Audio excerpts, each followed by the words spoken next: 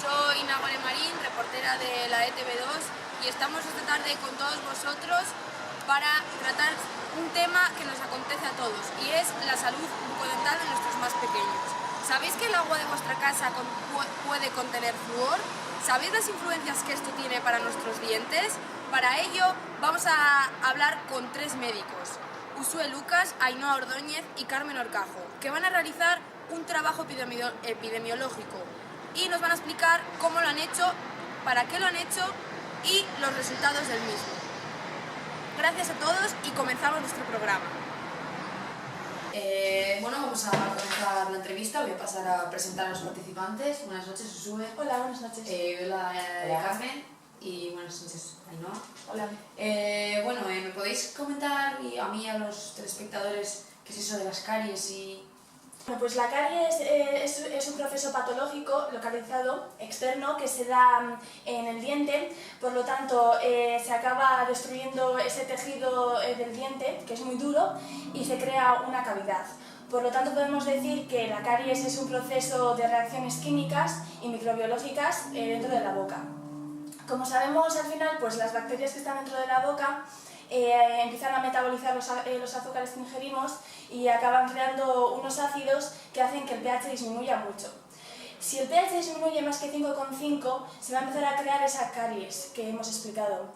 Y al final, pues vamos a crear esa cavidad que os he comentado. Y bueno, para prevenir un poco esta caries, el agua fluorada podría ser una opción. Este agua fluorada lo que hace es inhibir la glucólisis y además lo que hace es que esa caries que se está creando que sea pues más pequeña o que al final acabe con ese efecto de esa disminución del pH. ¿Y podríais explicarme qué es eso del agua fluorada? Bueno, al final fluorar el agua es simplemente añadirle flúor al agua que va a ser de abastecimiento para la población.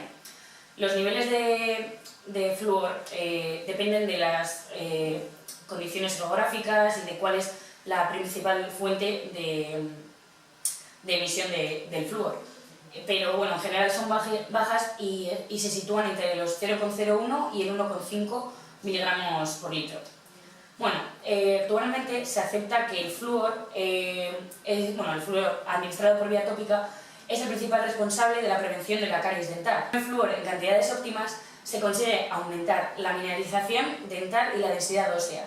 Luego también se reduce el riesgo y la prevalencia de las caries, como estamos comentando, y también se ayuda a la remineralización dental, y todo ello a cualquier edad. Pero sin embargo hay algo que hay que tener en cuenta, que es el exceso de flúor, ya que si se administra una cantidad elevada de flúor antes de los 6 años, puede llegar a desencadenarse una fluorosis dental. ¿Algo más que añadir, chicas? Sí, que hablando de la administración, cuando estaba hablando Carmen, tenemos que tener en cuenta que tenemos varios tipos de administración. Tenemos la administración sistémica y la administración tópica. Dentro de la administración sistémica tenemos administración de uso individual y colectiva. Dentro de la colectiva tendríamos pues, añadir o administrar flúor en las aguas de las escuelas. Y dentro de la de uso individual tendríamos el agua embotellada o ingerir flúor mediante los alimentos. Y dentro del uso tópico tendríamos los preparados concentrados o pasta de dientes fluorada o colutorios. Hablando de los efectos secundarios, podremos encontrar neurotoxicidad, fluorosis, aunque tenemos que tener en cuenta que todavía no existe una asociación clara. Tenemos que tener en cuenta también que las caries pueden aumentar por algunos factores de riesgo, como pueden ser una dieta alta en azúcar o una baja higiene dental o por tener poca saliva. Bueno, chicas, ¿y cuáles son los objetivos del estudio que vais a realizar?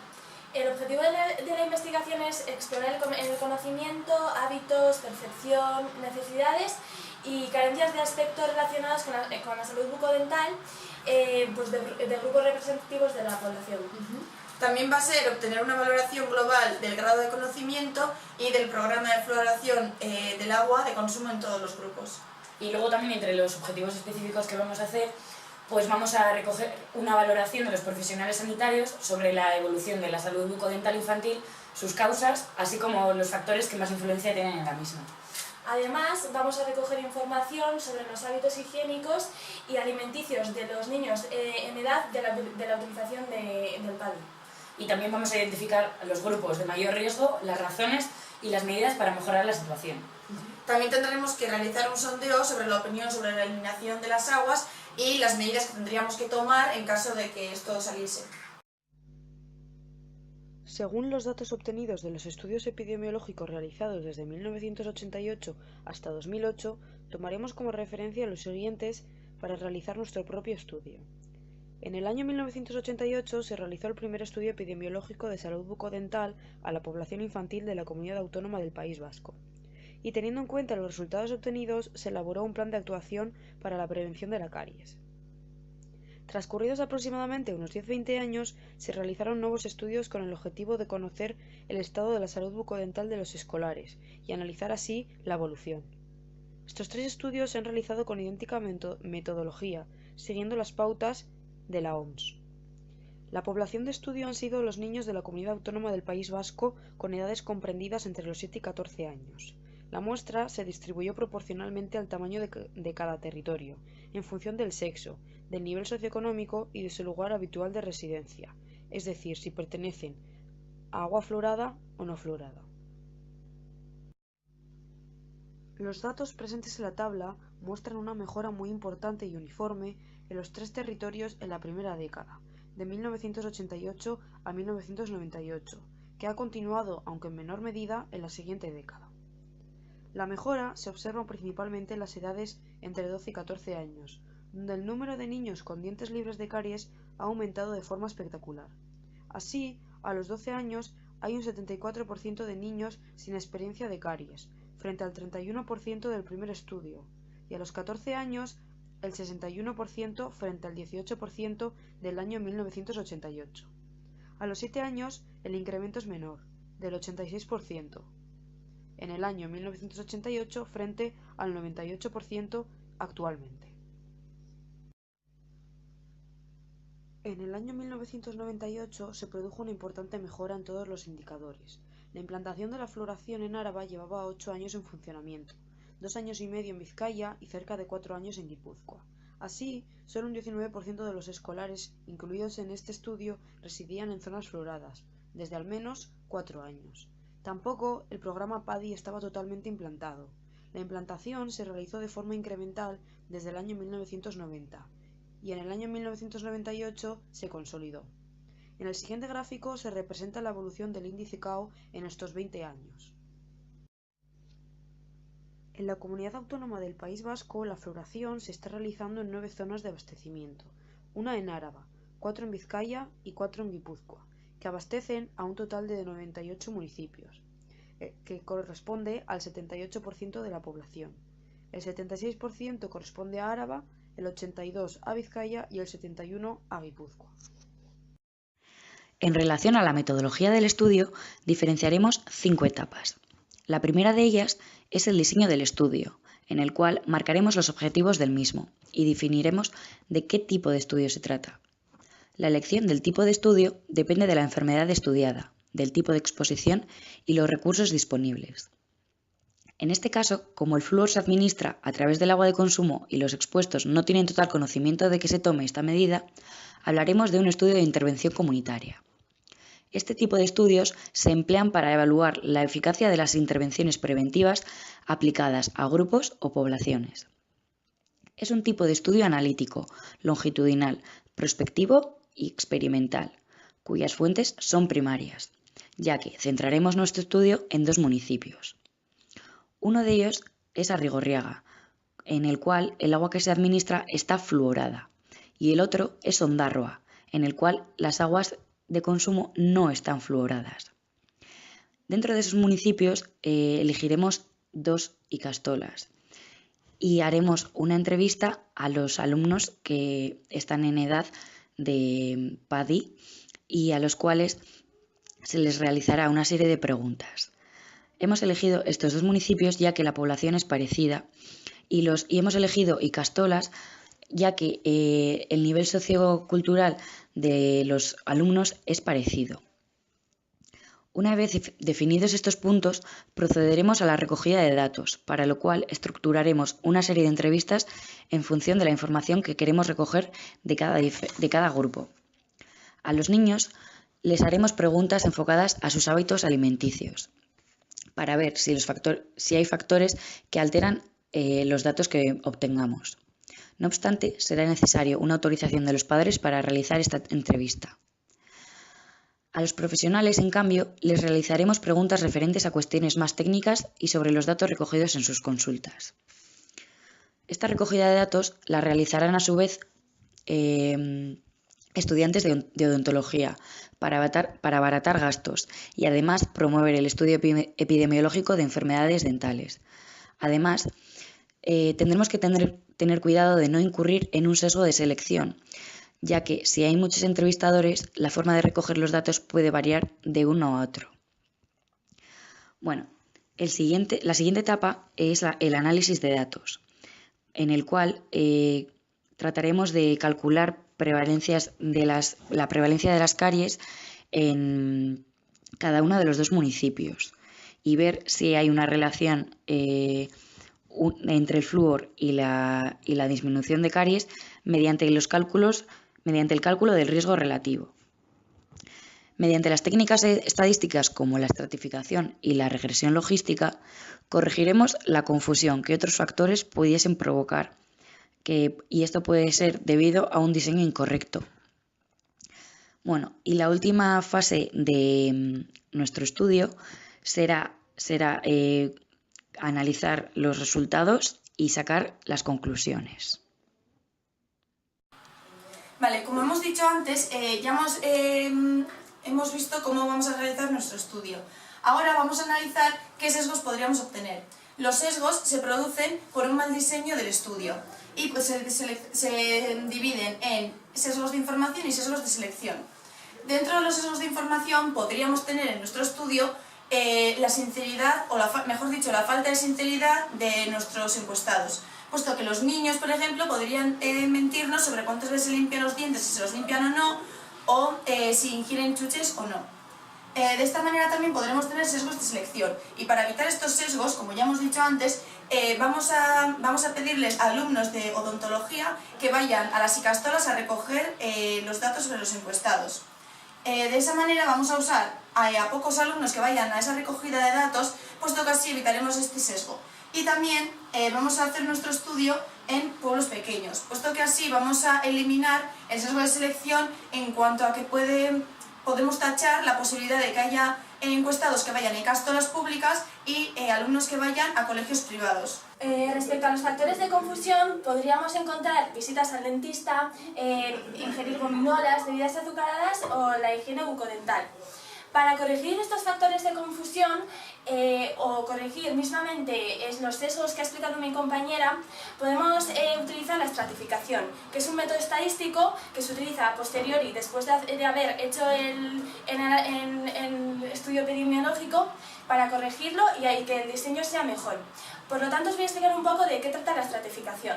La estratificación es una técnica estadística que tiene un doble objetivo, que el primero sería analizar si hay interacción entre los factores de exposición y el segundo sería analizar y corregir la confusión provocada por un factor. Por lo tanto, primero voy a hablar un poco de la modificación de efecto o interacción. Que para analizar si hay interacción tenemos que obtener las medidas de asociación específicas y podríamos tener 2 resultados. Uno, que el p-valor fuese mayor que 0,05, es decir, no hay diferencia significativa y diríamos que hay homogeneidad, y por otro lado, que el p-valor es menor que 0,05, que sería significativamente distinto y que hay heterogeneidad. Por lo tanto, si la modificación de efecto puede ser porque se potencie el efecto a la exposición, y en este caso lo denominaríamos sinergia, o por el contrario puede ocurrir que la interacción de los 2 factores reduzca el riesgo final y se le denominaría inhibición. Bueno, ahora voy a pasar a hablaros un poco de los factores de confusión y de qué es la confusión. El factor de confusión será aquel que estará relacionado con la enfermedad y la exposición, haciendo que dicha exposición presente una asociación con la enfermedad y por lo tanto diremos que hay confusión cuando encontremos una diferencia relevante entre la medida de asociación cruda y ajustado. En este caso, para decir que hay confusión, tiene que haber una diferencia mayor que el 10%.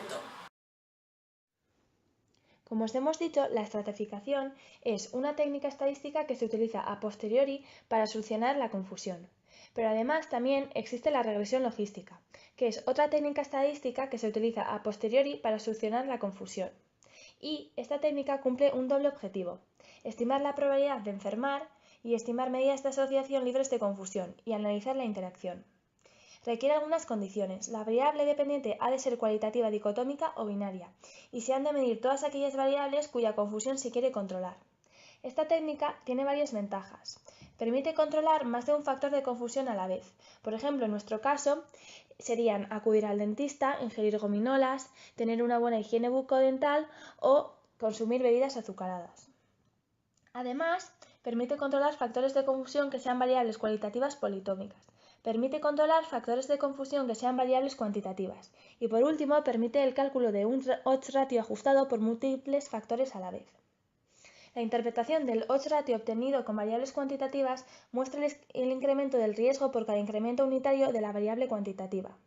La interpretación del odds ratio obtenido con variables cualitativas politómicas exige que se considere un grupo de referencia y se comparen el resto respecto al mismo del modo habitual.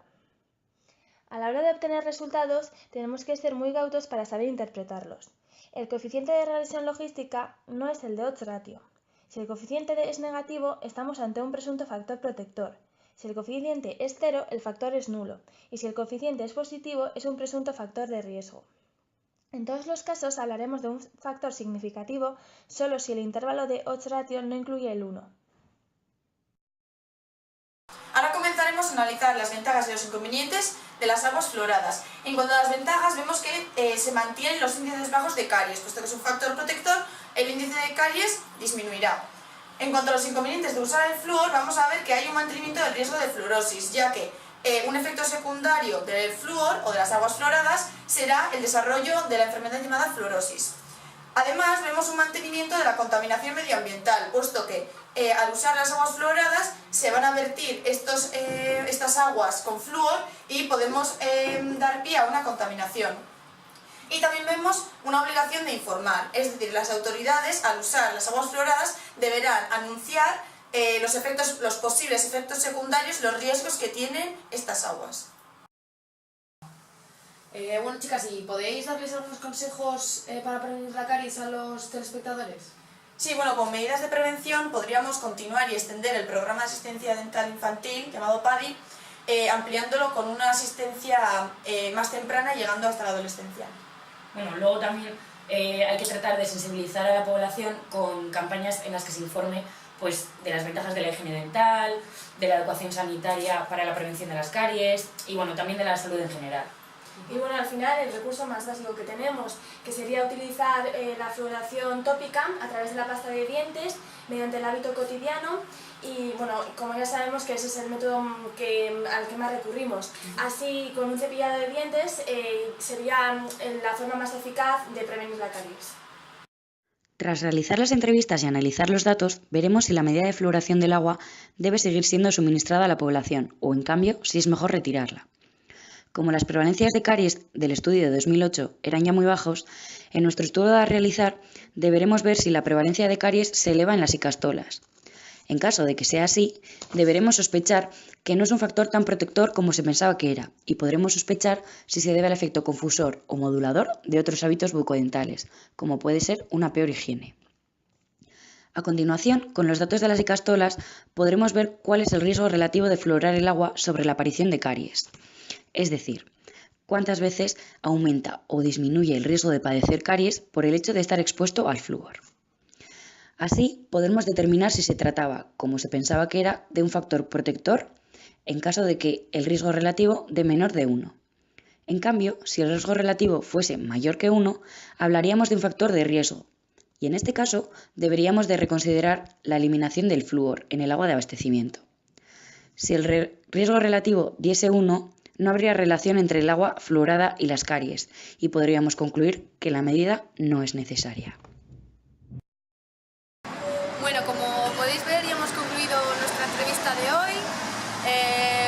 Como bien sabéis, el flúor tiene sus inconvenientes y también sus ventajas. Es importante que cuidéis la salud bucodental de vuestros pequeños. No os olvidéis de lavaros los dientes en casa y hasta el próximo programa.